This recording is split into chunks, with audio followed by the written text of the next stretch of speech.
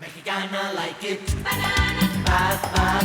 Banana. Nice, nice. Banana. Sweet, sweet. Banana. Light, light. Banana. Bad, bad. Banana. Young girl like it. Banana. Old lady like it. Banana. She doesn't like it. Banana. I don't want it.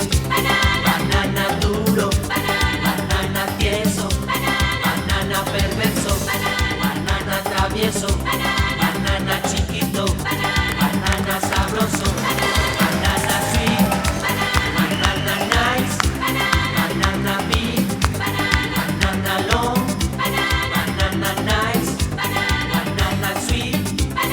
Come cara bonita, it's made you cara bonita.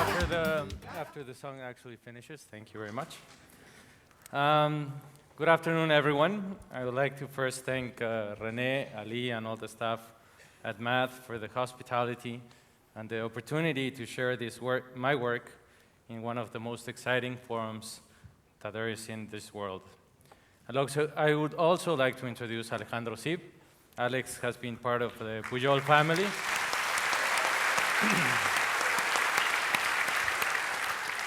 And he will be assisting me with a really short cooking demo. And then last but not least is Mr. Adam Waldberg, a food writer from New York that has visited Pujol at least 20 times in the past year. I have asked him, yes, please, a round of applause. It's a lot.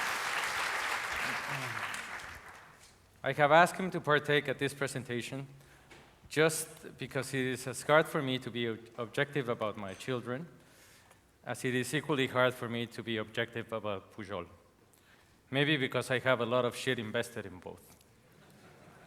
So Adam has beaten the record of most visits in a year and probably knows the menu like few other people do. So instead, I would like for Adam to share his experience as a guest at Pujol, and I will talk about our thought processes a bit later. So before we finish our very short 20 minutes, here's Mr. Adam Waldberg. Thanks. It's an honor to be sharing the stage here, especially because I'm not a chef. The only thing I can cook up is a program to get me a reservation at one of David Chang's restaurants in New York. I'd like to talk a little bit about Pujol and Mexico, which I believe is the most exciting place to eat right now. And for me, there are 4 things in particular that make Pujol special, and I'd like to share them with you. Balance, love, appetite, and tradition. Starting with balance, there is never a reason to leave a restaurant feeling worse than when you first arrive. Eating out is fundamentally an exchange of trust. A diner offers his time, money, and appetite in exchange for a good experience. But why is the experience limited to just the meal? How do you feel after the meal? The next morning? Understanding that appetite changes throughout a meal is crucial to the overall experience. Every restaurant experience is one of diminishing returns. Frankly, food tastes better when you're hungry. And Pujol is one of the first restaurants I visited outside of Japan where this is taken into account. If you look at Pujol's tasting menus, you'll rarely see more than 1 course fried in butter or oil. And when it's there, it's the beginning of the meal, when the diner has the most tolerance for a heavier dish. Second is love. For me, eating in Mexico is an act of love. In the countryside, the production of mole involves mothers joining together in labor, laughter, and maybe a beer or two, to create a special meal for their families. It starts with the collection of ingredients. Most Mexicans don't consciously seek local ingredients. That's just how things are done when the farmer, the market, and the consumer are all within a few blocks of each other. At Pujol, the love is a bit more subtle. It's in the non-dictatorial approach to seasoning, the colorful selection of salsas at the table that hone a dish to a diner's particular tastes. It's in the subtle childhood references, the playful fruit and rice drinks, or aguas frescas, at the beginning of the meal whose remembered flavors put diners at ease. Third, appetite. To fully engage your appetite, you must involve all of your senses. Tactile sensation is often overlooked in the kitchen, but can greatly enhance a diner's experience. Something that I was immediately drawn to at Pujol was that half of the menu is eaten with your hands. A dish has a much greater impact when it involves more than just taste. For me, arriving in Mexico City for the first time was a magical experience. Mexico City is the largest kitchen in the world. There is food cooking everywhere.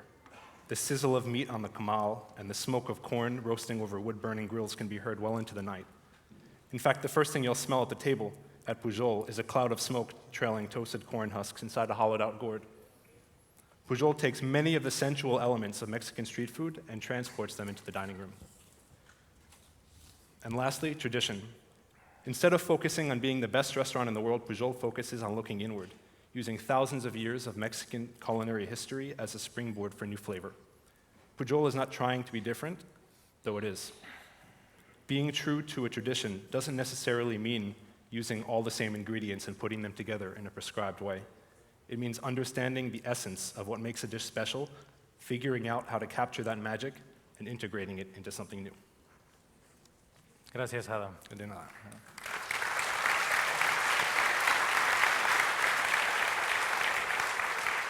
So before I keep with the little speech, you guys are receiving a little puree in an envelope. That puree is made out of rotten bananas. So we actually puree those rotten bananas and then dry them up in an oven.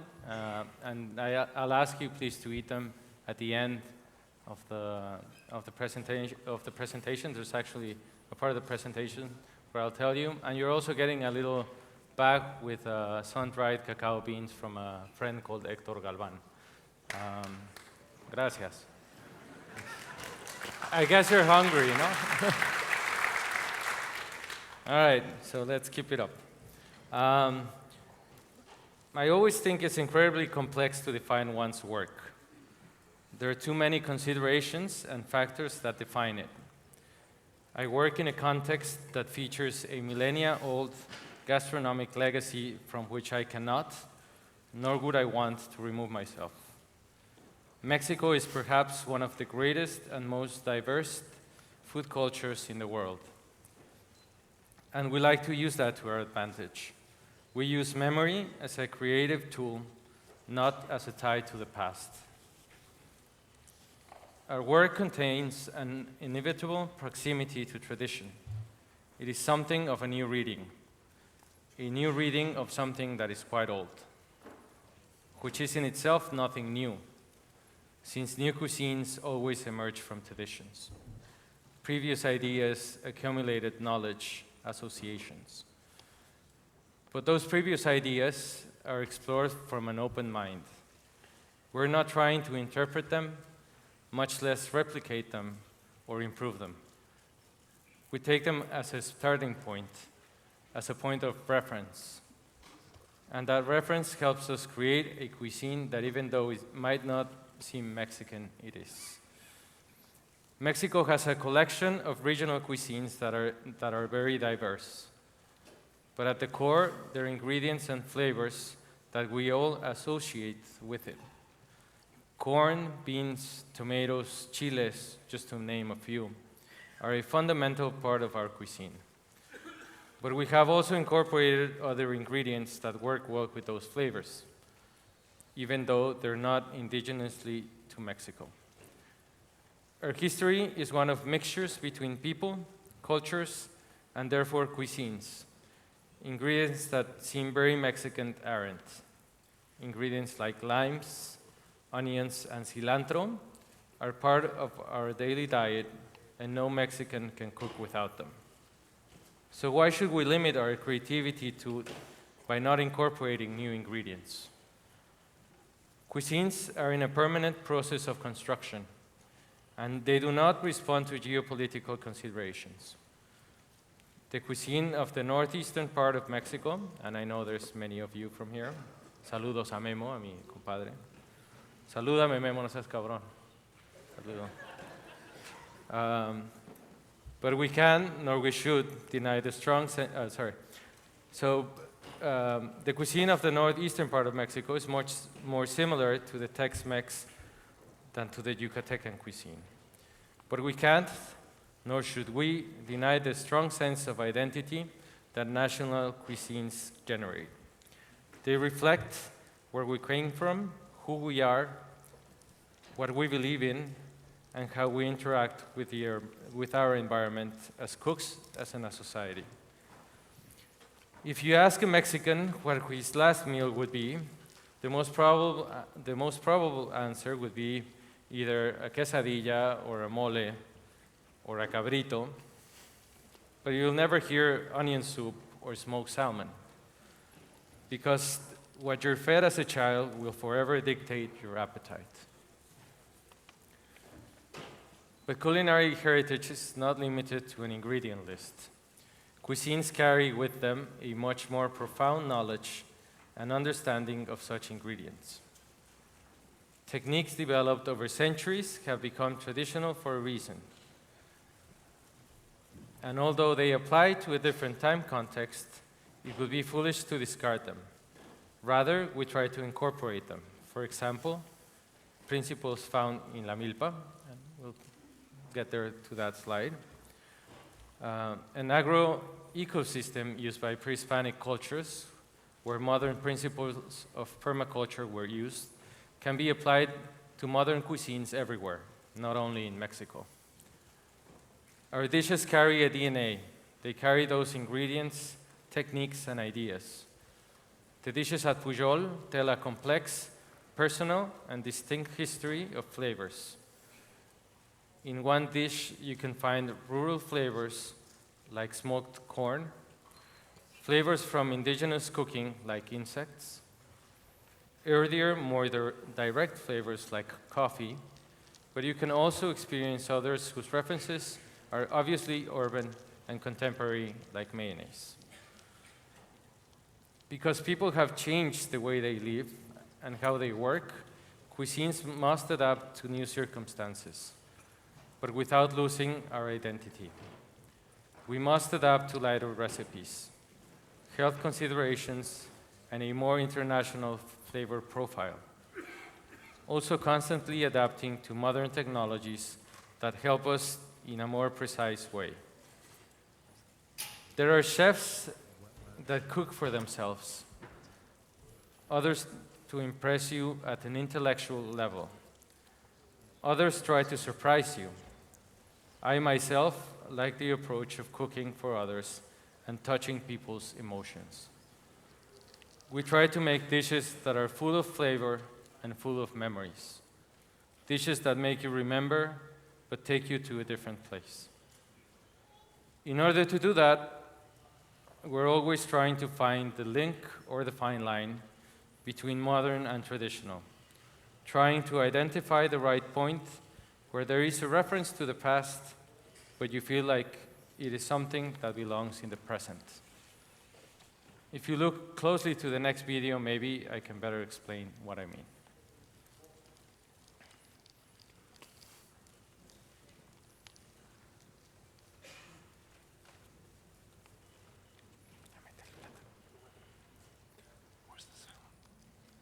So no sound. Adam's gonna sing for us. Come on, sing.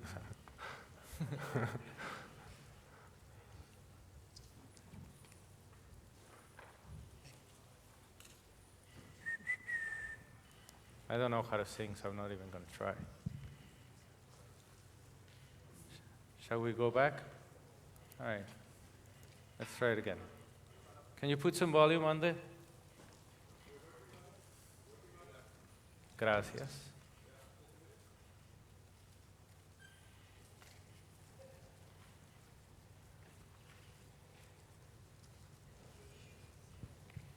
All right, so no volume, but you get the idea, right?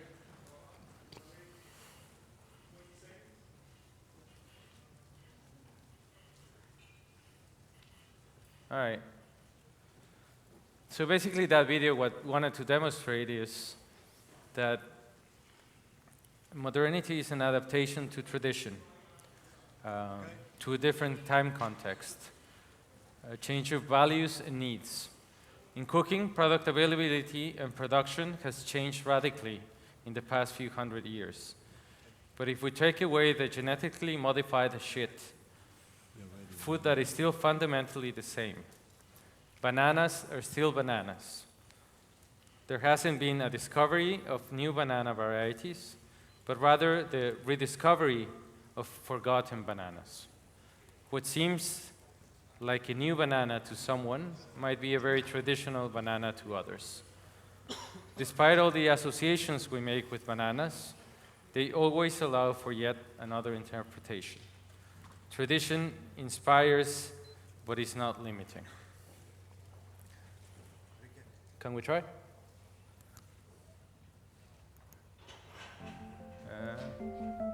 Beautiful. Perfect.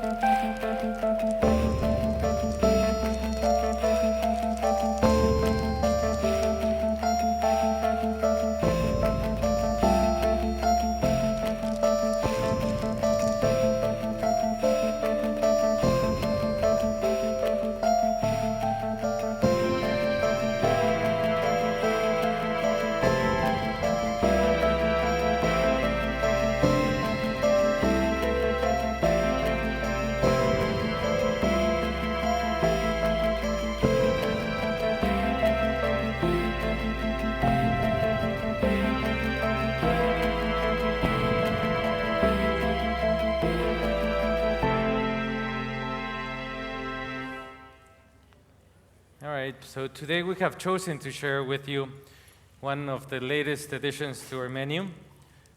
Bananas have played an important role in my life since my maternal grandmother is from the southeastern state of Tabasco.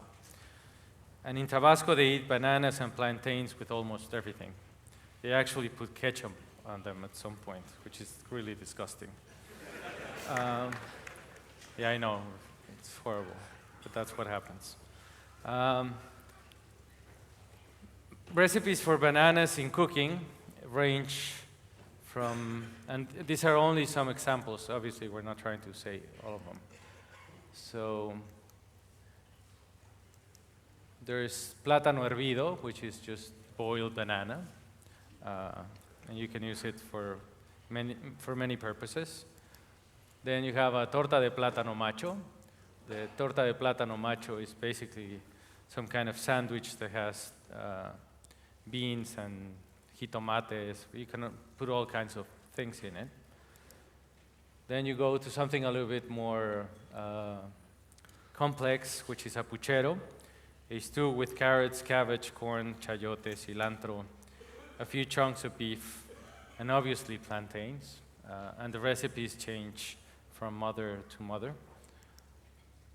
And then the universal and omnipresent plátano frito con arroz, which I don't think is even Mexican, but it's from the whole region, from the Americas. But at home, we used to eat two kinds of plátanos in a constant basis. So one of them were tostones. Tostones are basically fried plantains, pan-fried plantains, and those were usually eaten at the beginning of the meal. And then the other thing that is very common, and I think this is common for everyone as well, not only Mexicans, but plátanos con crema, which are basically bananas, just cream, sugar. You eat that as a dessert. Moms like it because they don't have to work a lot, and you can always do it. So with those two memories in mind, what we're trying to do is come up with a dish that is a little bit different. I have not so pleasant memories of my grandmother force-feeding me overripe bananas. So when I went with Hector Galvan, Hector is a designer that has turned his life into chocolate, and it's probably some of the chocolate that you're eating. I had at his table a shitload of decomposed bananas that he gave us with cacao. And when I saw them, I immediately remembered my grandmother. And then I tasted them, and the taste was so complex, and how the flavors had become that I was obviously surprised. The natural fermentation from the banana, when it turns sugar into alcohol, and we all like alcohol. I was actually going to bring some mezcal for everyone, but customs wouldn't let me.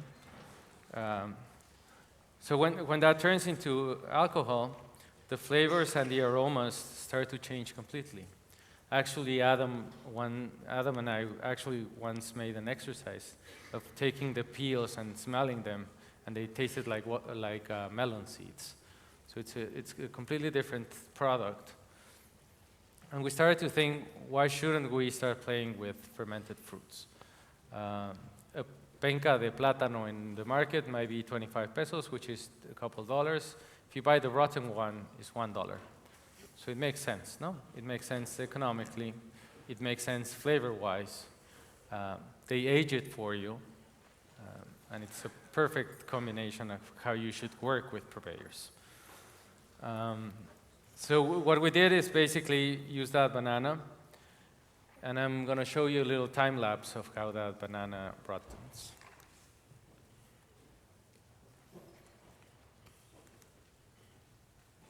If I can. There you go. ¿Estás listo, Teresa?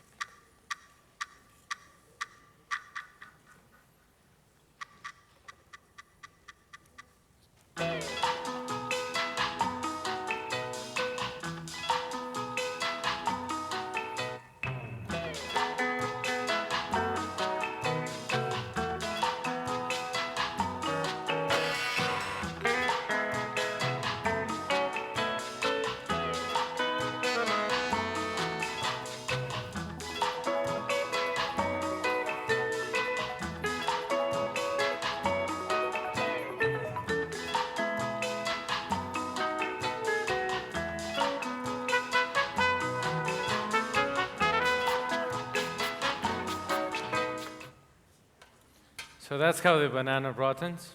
And then Alejandro has gone a little bit too far and actually went ahead and did a banana dish. But what we wanted to do is we use a plátano called Dominico. It's a smaller variety that has a higher sugar content. We let those ferment for 23 days. At the restaurant, we like doing it at the refrigerator, but you can actually do it outside as well if the weather permits. And then what we do is, because we want to, this is our main course at the restaurant, because we didn't know if it was a dessert or if it was a main course. Usually tostones are served at the beginning, or molotes. So what we did is we do that after most of the dishes. It's a dish that has a really complex flavor. We just grate some macadamia nuts on top to resemble a little bit more the molote. The molote usually gets some cream on top. And then we add powdered chiles, a little cardamom, cloves, some mint leaves, and we serve it with a cream that we acidulate with the vinegar from those fermented bananas. And that is the dish. And I think I have a minute left, so I'd like to take that for questions, if there are any. And thank you very much. Gracias a los...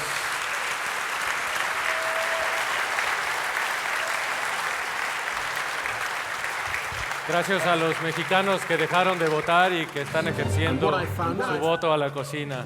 Gracias.